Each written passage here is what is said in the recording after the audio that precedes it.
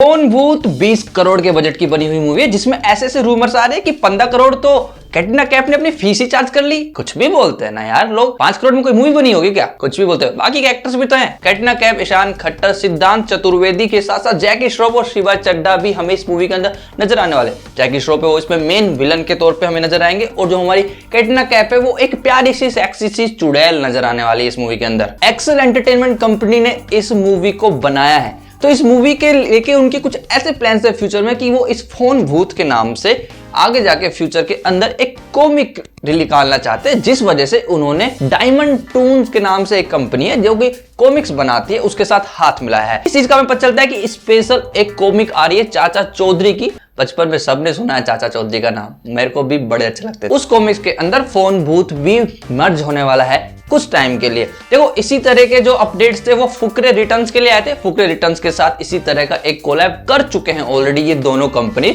और उनमें भी एक इसी तरीके से कॉमिक्स आई थी जिसके अंदर चाचा चौधरी के अंदर फुकरे रिटर्न्स वाले तीनों कैरेक्टर नजर आए थे। अब इन सब खबर को मैं क्यों बता रहा हूँ, क्योंकि इन सब खबर को सुनने के बाद में मुझे ऐसा लगा था पहले कि ये तो सिर्फ मेरे हिसाब से बच्चों की सी मूवी ना निकल जाए कहीं। फिर मैंने मूवी देखी और फिर पता चला कि यार नहीं, बच्चों की सी मूवी तो नहीं बोल सकते, पर हाँ इतना जरूर बोल सकते हैं कि बच्चों को ये ज्यादा इंटरेस्टिंग लगेगी बजाय बड़ों के। जो हमारी स्टोरी है वो हॉरर कॉमेडी है, तो फिर आप ये समझ के चलो कि इसके अंदर आप लॉजिक तो बिल्कुल भी मत ढूंढना, क्योंकि यदि लॉजिक ढूंढने बैठे तो मूवी देखने के बाद में एंड में कहोगे क्या बच्चों की कहानी सुना दी वे।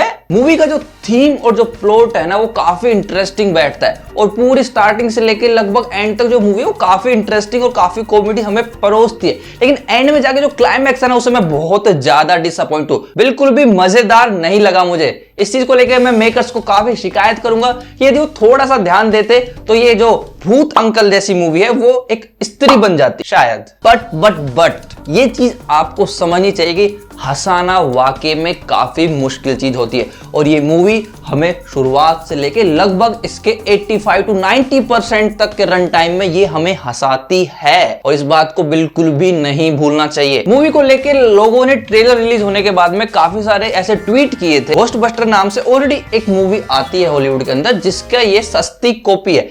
घोस्टबस्टर की काफी सारी मूवीज आ चुकी हैं, काफी सारी कॉमिक्स आ चुके हैं, काफी सारे कार्टून्स आ चुके हैं, और यहां तक कि एक डेडिकेटेड वीडियो गेम भी है इसके ऊपर। तो मूवी देखने के बाद मैं जरूर बोल सकता हूं कि इस मूवी के अंदर जो कैरेक्टर्स है वो खुद बोलते हैं कि हम भूत बस्टर्स हैं।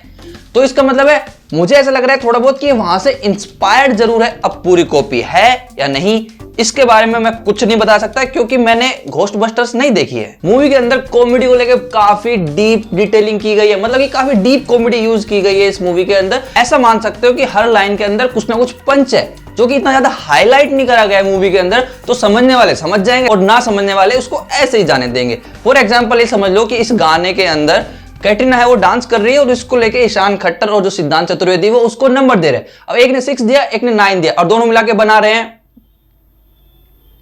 समझ जाओ यार, तुम समझदार हो। इसके अलावा मूवी को देखते वक्त एक सीन आता है जिसके अंदर एक प्रैंक कॉल की जाती है, और प्रैंक कॉल के अंदर बउआ की आवाज आती है, हेलो मैं बउआ बोल रहा हूँ, इस तरीके से आती है। और वो इतनी जल्दी आगे चली जाती है कि शायद ही किसी लोगों ने नोटिस करी होगी, लेकिन वो नोटिस करने वाले लोगों को मजा आया होगा यार सच में प्रैंक कॉल को जो फेमस लोग हैं उन्हीं की आवाज यूज की गई है। इसी तरह की बहुत सारी डिटेल कॉमेडी है इसके अंदर जिसका मैं जिक्र करने बैठूंगा शायद स्पॉयलर्स हो जाएंगे, पर वो मैं बिल्कुल भी नहीं चाहता। इस मूवी का शूट है वो लॉकडाउन से पहले ही कंप्लीट हो चुका था, तो इसका मतलब ये है कि इस मूवी के पोस्ट प्रोडक्शन को काफी सारा टाइम मिला है। उसके बावजूद भी यदि मैं यूं कहूं कि इसके पोस्ट प्रोडक्शन में जो वीएफएक्स पे काम किया गया तो फिर ये कहना पड़ेगा कि इसके वीएफएक्स बहुत ज्यादा हैवी है ही नहीं। कॉमेडी है तो इस वजह से हमें मेन हॉरर तो देखना ही नहीं है, तो ये बोलेंगे वीएफएक्स का काम है वो बहुत ज्यादा एवरेज मतलब बुरा नहीं है ऐसा बोल सकते हैं, पर वीएफएक्स जैसे लगते हैं साफ साफ। इसके अलावा इस मूवी के अंदर एक एडिटिंग का बहुत बड़ा ग्लिच है जो मुझे नोटिस हुआ, जो कि सिर्फ 1 सेकंड या 1.5 सेकंड का ग्लिच होगा, जिसके अंदर होता है कि एक सभा चल रही है जिसमें सारे भूत हैं या आत्माएं वो आई हुई हैं और बैकग्राउंड म्यूजिक चल रहा है, लेकिन 1 सेकंड का ऐसा पोज आता है कि सब कुछ शांत हो जाता है और फिर अचानक से बढ़ जाता है। देखो एडिटिंग में ज्यादातर ये किया जाता है मूवीज के अंदर कि कोई भी जो बैकग्राउंड साउंड है या तो वो धीरे धीरे खत्म होगा और धीरे धीरे बनेगा, या फिर कोई बहुत ज्यादा लाइन पे या डायलॉग को नोटिस किया गया तो शार्प कट जाता है। लेकिन इसमें ऐसा हुआ कि बीच सीन में कुछ भी डायलॉग नहीं है, बस चल रहे और बैकग्राउंड म्यूजिक एकदम से बंद हो जाता है और फिर एकदम से स्टार्ट हो जाता है। अब मुझे नहीं पता वो हमारे सिनेमा हॉल की गलती थी, उसमें से कुछ ग्लिच आया, या फिर ये मूवी में ही है, पर जो नोटिस करते हैं तो कमेंट करके जरूर बता सकते हैं। एक्टिंग है वो मुझे सबकी एवरेज लगी, मतलब कि सब कोई कॉमेडी कर रहे थे, विलन भी कॉमेडी कर रहा था, मेन एक्टर्स भी कॉमेडी कर रहे थे, तो वे पूरी की पूरी comedy comedy comedy comedy comedy ही है।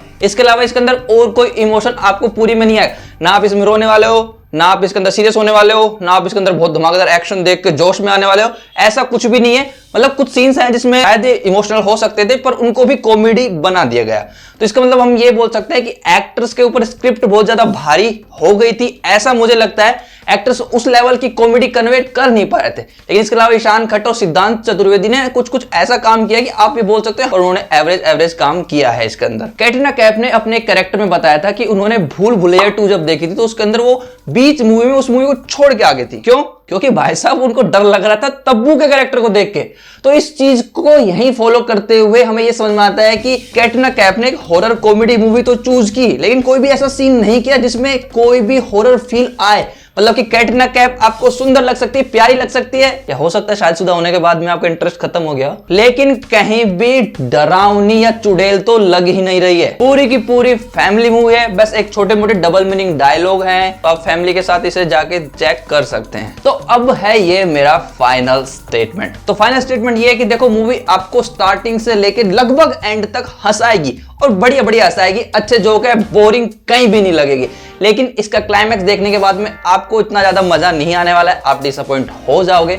तो यदि आप लोग फैमिली के साथ कोई कॉमेडी मूवी देखने जाना चाहते हो तो आप इसके साथ जा सकते हो, ये एक अच्छा फैसला साबित हो सकता है। लेकिन इसके अलावा मुझे इस मूवी में ये भी लगा कि इसमें ऐसी कोई खास चीज नहीं थी कि हमें छोटे मोबाइल में यदि देखें और बड़े पर्दे पर देखें तो हमें बड़े पर्दे पर ज्यादा मजे आएंगे।